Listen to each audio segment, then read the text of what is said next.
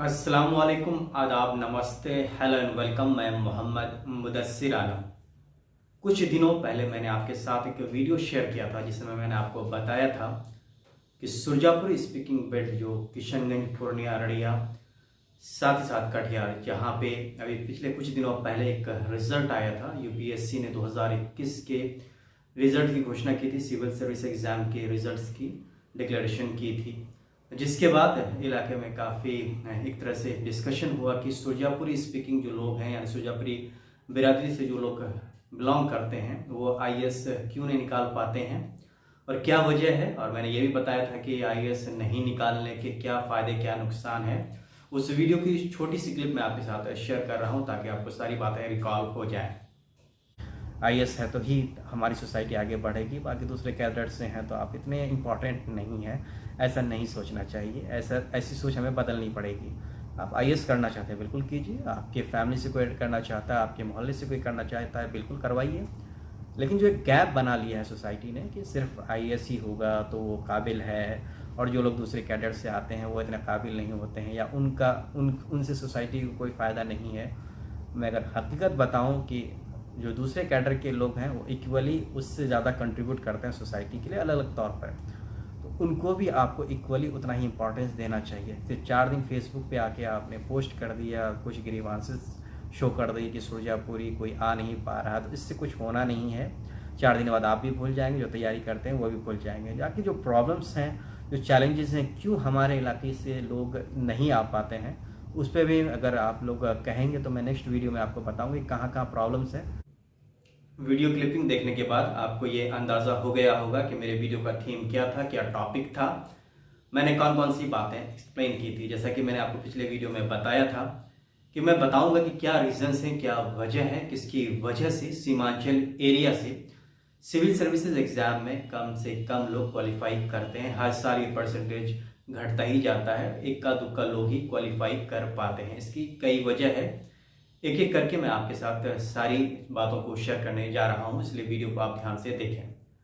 IAS Indian administrative service, जिसका full form होता है, जिसे यूनियन पब्लिक सर्विस कमीशन हर साल ये एग्ज़ाम कंडक्ट करवाती है, और हर साल पूरे इंडिया से करीब 600-700 लोग इस एग्ज़ाम के लिए क्वालिफाई करते हैं। रैंकिंग के हिसाब से किसी को आईएएस मिलता है, उसके बाद के भी कैडर मिलते हैं।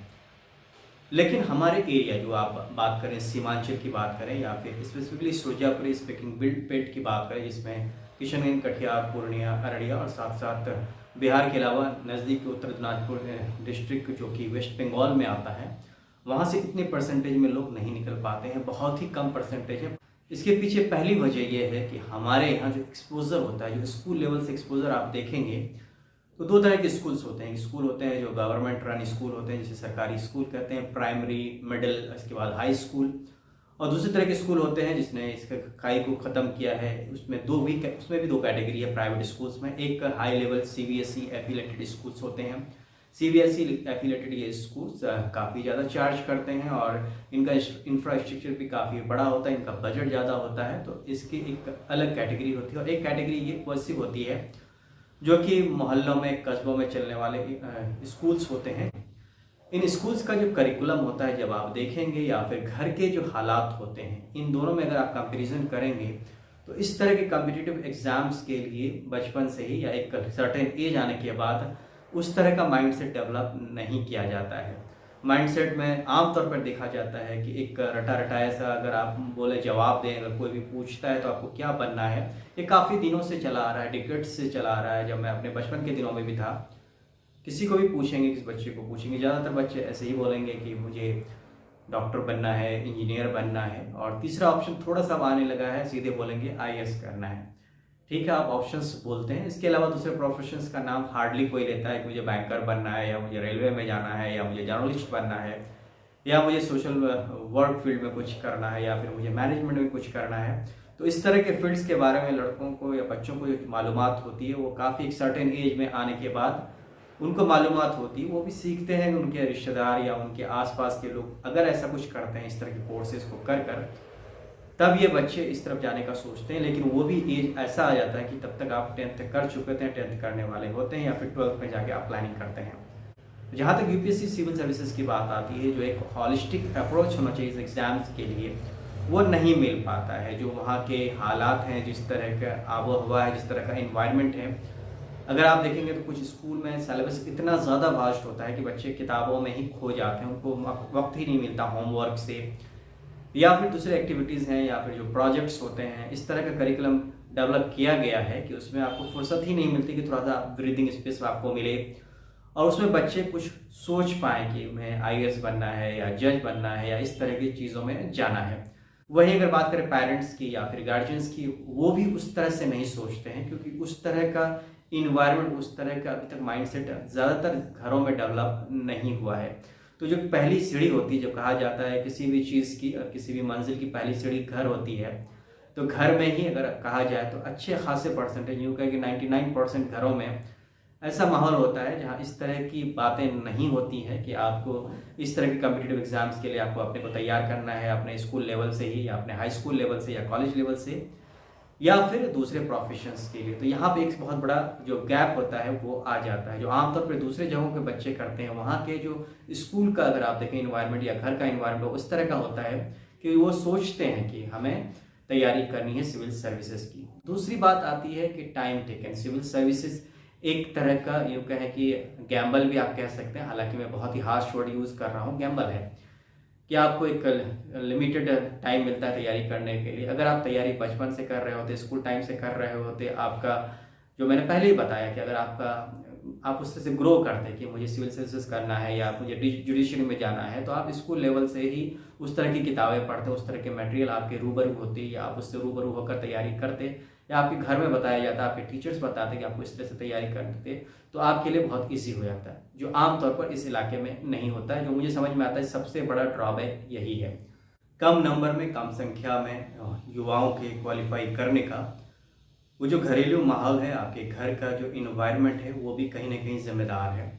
जिस सोसाइटी में आप रहते हैं, जिस शहर में, जिस गांव में आप रहते हैं, वहाँ पे जो भी एक्टिविटीज़ होती है, जो फैमिली फंक्शंस होते हैं, या फिर सोसाइटी में जो फंक्शंस होते हैं, वहाँ पे आपकी प्रेजेंस से ज़्यादा होती है।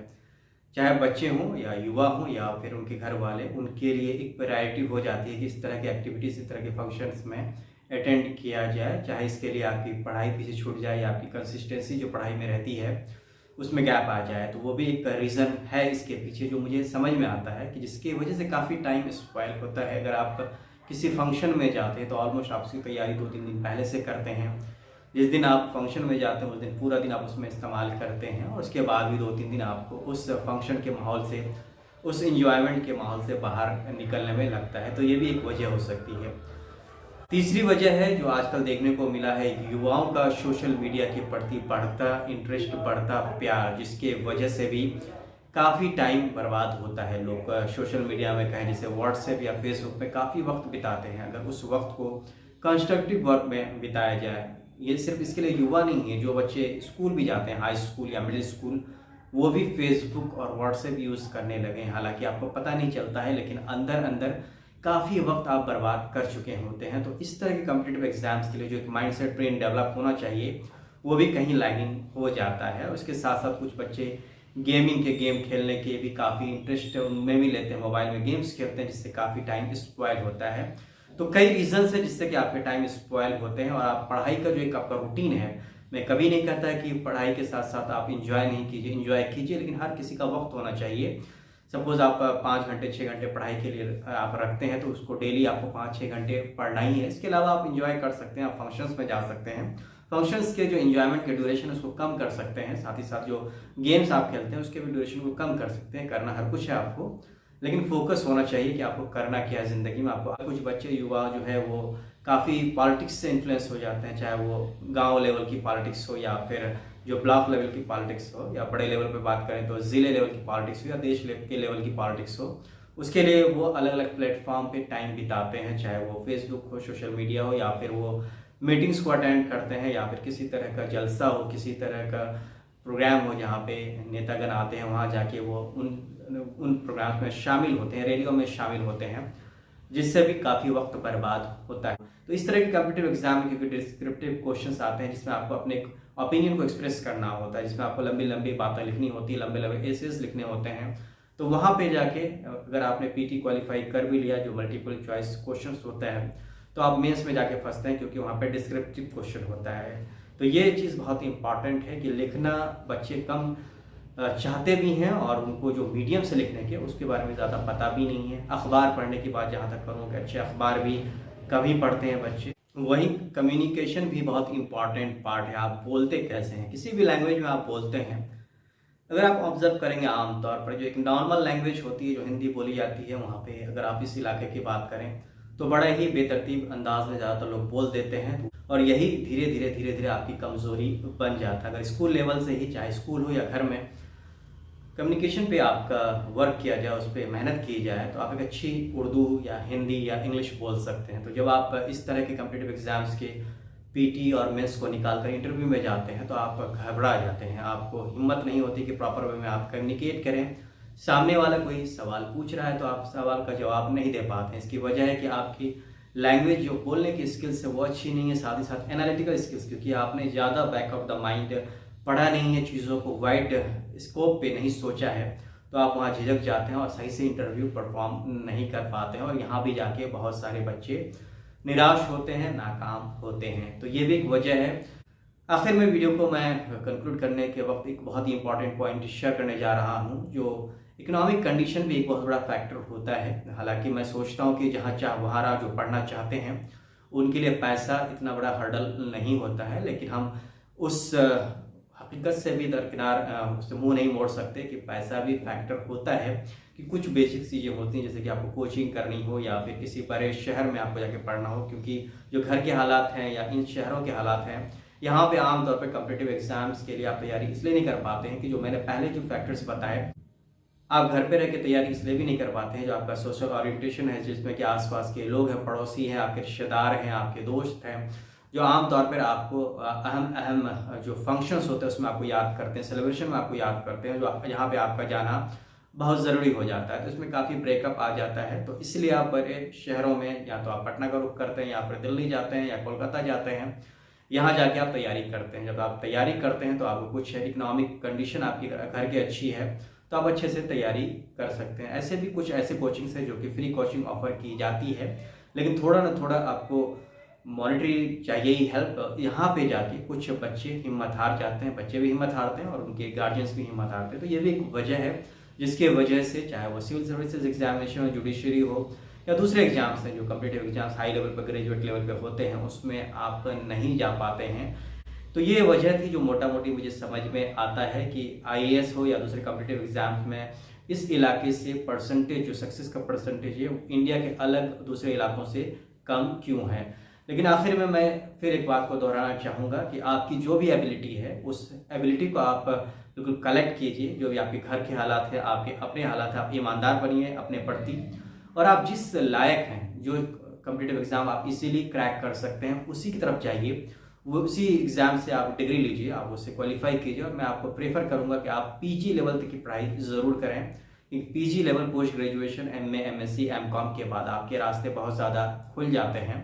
अगर आपको किसी अच्छी यूनिवर्सिटी में प्रोफेशनल कोर्स में अगर एडमिशन मिलता है तो बहुत अच्छी बात है, उससे भी आपको डायरेक्टली जॉब अपॉर्चुनिटीज मिलती हैं। तो ऐसा नहीं है कि सिर्फ सिविल सर्विस एग्जामिनेशन हो या जुडिशरी हो या फिर बैंकिंग, रेलवे या इस तरह के जितने भी सेक्टर से सरकारी नौकरियां हैं, सिर्फ इन्हीं से ही आपकी लाइफ बन सकती है, ऐसा नहीं है। आप अल्टरनेटिव इन फील्ड में भी पढ़ाई करके आप अच्छा कर सकते हैं, आप अच्छे लेवल पे जा सकते हैं। उम्मीद करता हूँ कि वीडियो को देखने के बाद, जो मैंने शुरुआत की थी वीडियो की, क्या क्या वजह है कि कॉम्पिटिटिव एग्जाम्स में सुरजापुर स्पीकिंग, सुरजापुरी सोसाइटी के जो लोग हैं उनका परसेंटेज कम होता है, और साथ ही साथ जो मैंने 5 डिस्ट्रिक्ट का नाम लिया, बिहार के 4 डिस्ट्रिक्ट, अररिया, किशनगंज, पूर्णिया और कटिहार, साथ ही साथ वेस्ट बंगाल के उत्तर दिनाजपुर का, इसमें कॉम्पिटिटिव एग्जाम्स के लिए परसेंटेज क्यों कम होती है। उम्मीद करता हूँ कि वीडियो पसंद आया होगा। अभी कुछ भी कमेंट्स होंगे, कुछ फीडबैक होंगे, अगर आप कुछ चाहते हैं कि किसी टॉपिक्स पे मैं वीडियो बनाऊं तो आप नीचे कमेंट बॉक्स में अपने टॉपिक को लिख सकते हैं। मैं कोशिश करूंगा कि उस टॉपिक को इलाबोरेट करूं, उसके वजूहात को आपके साथ शेयर करूं। बहुत बहुत शुक्रिया। जाने से पहले आपसे रिक्वेस्ट है कि वीडियो को ज़रूर लाइक कीजिएगा, दूसरों से शेयर कीजिए ताकि ये बात दूसरों तक पहुंचे। मेरे चैनल youtube.com/MD मुदस्सिर आलम को ज़रूर सब्सक्राइब करें, और चैनल पर ही आपको बेल का आइकन मिलेगा जिसको आप क्लिक कर मेरे लेटेस्ट वीडियोज़ को देख सकते हैं। बहुत बहुत शुक्रिया। जय हिंद, जय भारत।